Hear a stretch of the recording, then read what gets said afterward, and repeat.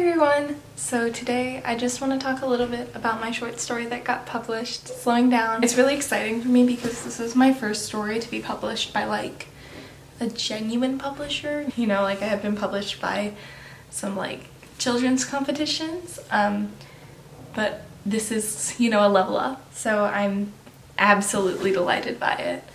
And I'm also delighted by the response. I know I was kind of fishing for compliments by putting in my story, but people were really nice about it, and some people genuinely gave really interesting feedback, so thank you for that.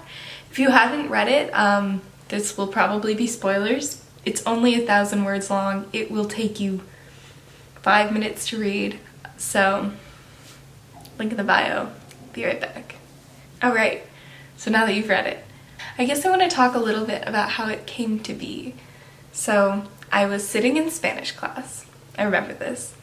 Somehow the idea of like superheroes losing superpowers got in their head. And I know that the final version doesn't really read like a superhero story, but that was the initial idea, was that it was going to be somehow somewhat of a superhero story. I have no idea how I settled on running. For those of you who know me, you know that I am not a runner. My mile time in high school, I would skip a lap and still get 15 minutes. And I don't like running. It doesn't feel good to me. So choosing it to be about running, I think, was a take. I was sitting at a table with a lot of girls on the cross-country team at this point in my life. Maybe that's where it came from, like subconsciously. So anyways, I got the idea. I wrote it down in a sticky note in the back of my bullet journal. And kind of a nod to Spanish class is the characters' names. You have Corinne, in Spanish, corriendo is running, and then Jacob Lente, and then lento is slow. So, you know, it's kind of funny. So I started writing the story on December 27th, 2019. I know what you're thinking. What's the significance to that day? It's just some random day over Christmas break. It's actually my birthday. So it was my 17th birthday, and I sat myself down and wrote this story, which I think just makes it extra special. But it didn't end there. Like, that's where it started. This is not the ending. So that was the first draft. I went through a lot of drafts, and I can't say that I changed like very much structurally about the story. I know I went in and I added more italics, and her internal monologue. I've definitely done a million, jillion, bazillion line edits, but the core of the story has remained, I think, mostly the same. So throughout January, I wrote it, I edited it a little, and revised it. And then I took it to my writers group at school, which love those girls, miss them lots, and they gave me a lot of really good feedback.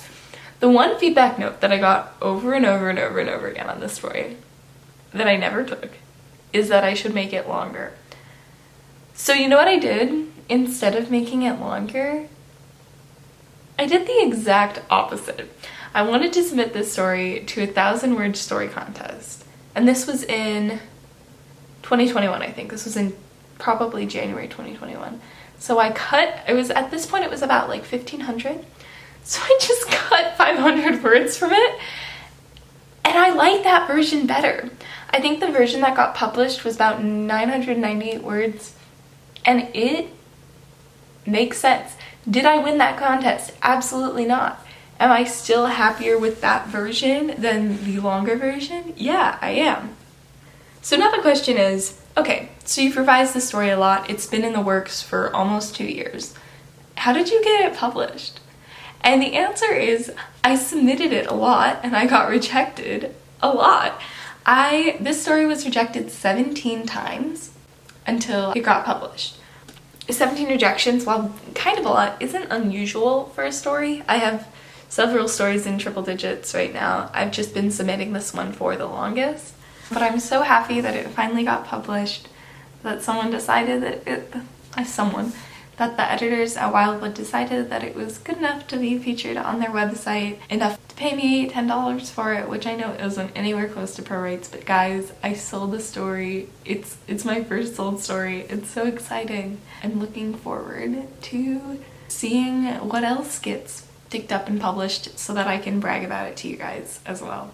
because I write for myself. You know, I write because I like to tell stories and I like to write them. I do play the submissions and rejections game also pretty much for myself, but I feel like publishing is where it goes beyond myself and changes it from like a selfish little hobby of self-validation into something that can actually go out into the real world. So with that being said, I want to answer some questions that I got from my Instagram story. So the first question is, do you ever write something and then like you're not able to go back and look at it? And the answer is yes. And that's pretty much the story for me right now. It got published and I didn't even read it all the way through on the website. I just like kind of skimmed it because while I have grown a lot and my editing does reflect what I think is pretty close to my current capabilities, it's so like I've interacted with it so much that it's almost cringy to read. The second question is, what is the message that you were trying to share with this story? Like, what's the metaphor? And I think that the metaphor, for me, this is about being a gifted child. It's all about like when you're told when you're little that you're so good at one thing and that you can do anything, and then you realize that, wait, actually you can't, and that everybody has actually been hyping you up and not actually teaching you how to learn. You don't actually know how to do anything, and trying to find a way to learn them again and to like them again and to feel like you have value without being good at the one thing that you've been praised for. Which is something that I think a lot of people are trying to figure out. And the last question I got is, are you going to expand on this and make it bigger? And then I'm like, I'm kind of sick of this story. I don't really want to right now. Maybe in the future I'll go back to it. I think what might be interesting is making like a short film based on the story, because it is so visually oriented, but we'll see. Alright, my camera is dying, so I gotta go, but thank you so much for listening, and I really hope you enjoyed the story. Have a nice day! Bye!